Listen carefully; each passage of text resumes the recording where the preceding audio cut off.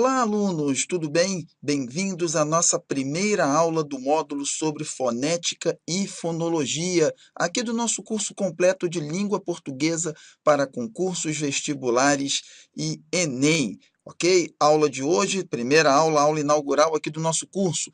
Vamos estudar os conceitos iniciais da fonética e da fonologia. Vamos entender que parte da gramática cuida exatamente das questões sobre os sons e as representações gráficas desses sons. É isso que está por baixo aí do módulo de fonética e fonologia. Esse módulo traz um conteúdo que não é assim tão frequente nos concursos, né? Outras partes da gramática são mais frequentes. Porém, num concurso público, bem como no vestibular ou no Enem, o candidato tem que estar preparado para o que der e vier, certo? E por isso, então, nada melhor do que estudar esse conteúdo também colocando ali no seu programa de estudos, certo? Depois, ao longo do curso, nós vamos estudar outros tópicos da gramática que são mais frequentes no concurso. Mas eu, particularmente, detestaria que um aluno meu fosse surpreendido por um tópico gramatical que ele não tivesse estudado em um curso que eu ministrei, certo? Então, nós vamos começar aí a estudar bastante as questões ligadas à fonética e à fonologia nesse nosso primeiro módulo aqui do curso, ok? Então, vamos começar aí vendo os conceitos de fonética e de fonologia, certo? O que vem a ser exatamente a fonética, esse trecho aqui? A fonética é a parte da gramática que vai estudar os sons da fala, ou seja, os sons produzidos pelo aparelho fonador. Esses sons são denominados fones, certo? Então, o objeto de estudo da fonética são os fones. Já a fonologia vai estudar os sons da língua, ou seja, os sons que têm valor gramatical. E esses sons são classificados, né, como conceituados como sendo fonemas. Ficou difícil entender um pouco essa distinção?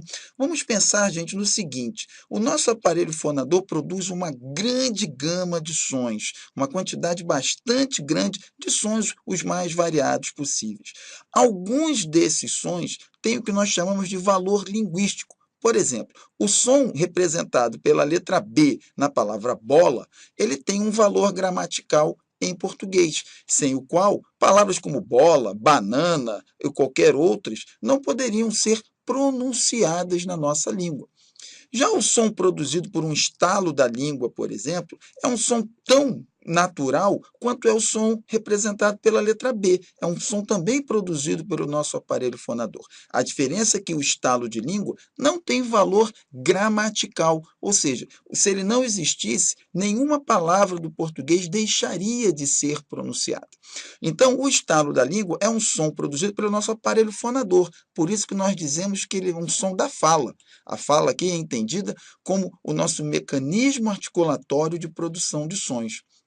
Já o som representado pela letra B, ele é um som da língua. Por quê? Porque ele é utilizado nas palavras de uma língua, no caso, da língua portuguesa, certo? O estalo da língua, portanto, é um fone e o som representado pela letra B é um fonema, certo? Quando nós estudamos a fonética e a fonologia, sons que são meramente produzidos pelo aparelho fonador são descartados, ok? A descrição gramatical não se preocupa com esse tipo de som, mas se preocupa com os fonemas, na forma como eles são produzidos e no valor que eles têm no sistema gramatical do português, correto? Então, o nosso estudo é fonética e fonologia, mas grande parte dele é mais fonologia, porque nós vamos estudar somente os sons que têm um valor linguístico, correto? Muito bem, seguindo em frente, o que significa estudar, né, os sons da língua nessa perspectiva gramatical? Significa, primeiramente, entender como eles são representados graficamente. Por que representação gráfica, gente? Porque o som é uma entidade material que nós não temos como ver. Os sons são ondas, né, que vibram no espaço, ok? Obviamente que isso não tem uma representação visual. Para nós estudarmos os sons, é necessário dar uma representação visual a eles. E essa representação visual é feita, em primeiro lugar, pela chamada transcrição fonética. A transcrição fonética, ela representa um som tal qual ele é, ok? E o conjunto desses caracteres vai formar o que nós chamamos de tabela fonética. Uma tabela fonética nos permite, portanto, representar a pronúncia de qualquer palavra da nossa língua, certo? E uma representação fiel do modo como ela é produzida. Essa transcrição fonética ela é altamente complexa e técnica, certo? De maneira que, no dia a dia, no cotidiano, nós usamos uma representação gráfica mais simplificada para fins de escrita, que é, então, o uso do alfabeto, usando não mais caracteres fonéticos, mas sim letras. Então, existem duas formas de a gente representar os sons de uma língua. Nós podemos fazer uma transcrição fonética deles, né, que vai servir para um estudo mais detalhado dos seus aspectos sonoros, e podemos utilizar letras, que vão ser justamente usadas na comunicação escrita. Uma regra de ouro da fonética e fonologia, portanto, é não confundir o fonema, a sua representação gráfica, com as letras. Isso porque o nosso sistema alfabético ele não é perfeito, no sentido de que existem letras que representam mais de um som e existem sons que são representados por mais de uma letra. Existem também letras que não representam som algum. E existem sons que não têm nenhuma letra específica para representá-los. Ok? Então, isso faz com que haja sempre uma diferença entre os fonemas de uma palavra e as letras que os representam. Ou seja, o uso de letras não transcreve o aspecto sonoro da língua com perfeição. Certo? E os concursos exploram muito isso. É o ponto que vocês têm de estar mais atentos nesse âmbito da fonética e da fonologia. Como eu disse, na língua portuguesa não há correspondência exata entre fonemas e letras, ou seja, não há uma letra para cada som, um som para cada letra, né? Existem irregularidades para as quais o aluno atento, né, tem de estar ligado. Vejamos então, a letra S ela pode representar mais de um som. Temos lá, por exemplo, a letra S representando o som Z, como em casa, o som C, como em saco. Ok? A letra X, representando o duplo fonema, o dífono, e vocês vão estudar isso um pouquinho mais adiante. O que é o dífono? Repare que o X aqui, ele representa dois sons. Você tem fixo, né? O som K e o som S, representado na mesma letra. Pode representar o som X, como em lixo, ou o som Z, como em exato, ou o som C, como em sintaxe. Repare, então, que a letra X pode representar 4 diferentes tipos de sons. A letra C, por sua vez, também. Você pode ter o som K, como em faca, ou o som C, como em cidade, por exemplo. Existem sons que são representados por mais de uma letra. O som Z, por exemplo, pode ser representado pelo X, como em exame, pelo S, como em asa, pelo Z, como em azar.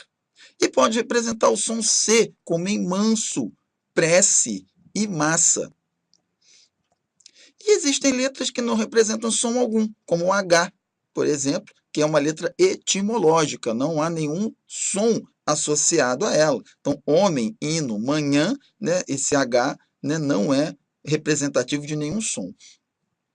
E há sons para os quais não há letras específicas. O som Nh, por exemplo, é representado por um grupamento de letras. O Lh, a mesma coisa, né? O dífono, KS aqui também, certo? Os sons nasais, como irmão ou campo, não há uma letra específica que represente esses sons. O que acontece, portanto, pessoal? Pode haver palavras com mais letras que fonemas e palavras com mais fonemas que letras. E como é que a gente sai dessa armadilha nos concursos? Jamais confundindo fonema com letra. Tem de estar bem atento para os sons que as letras estão representando dentro daquela palavra, certo?